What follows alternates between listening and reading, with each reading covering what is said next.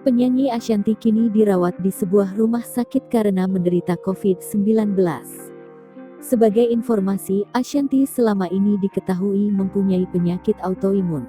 Sebelumnya Ashanty, beserta 3 anaknya, yakni Aurel, Asril, dan Arsy, menjalani isolasi mandiri di rumah setelah terinfeksi virus corona. Ashanty mulai dirawat di rumah sakit pada Jumat tanggal 19 Februari tahun 2021.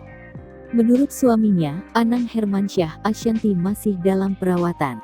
Masih dalam perawatan, tutur Anang Hermansyah dalam pesan singkat kepada Kompas.com, Minggu, tanggal 21 Februari tahun 2021, malam. Anang tidak memberi penjelasan lebih detail tentang kondisi istrinya. Dia hanya berharap kondisi Ashanty terus membaik.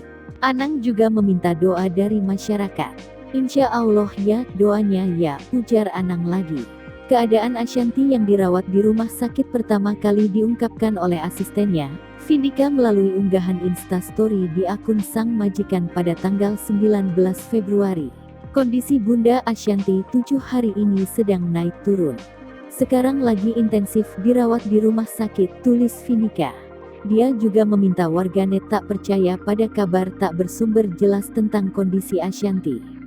Tolong teman-teman di luar sana jangan percaya berita yang simpang siur.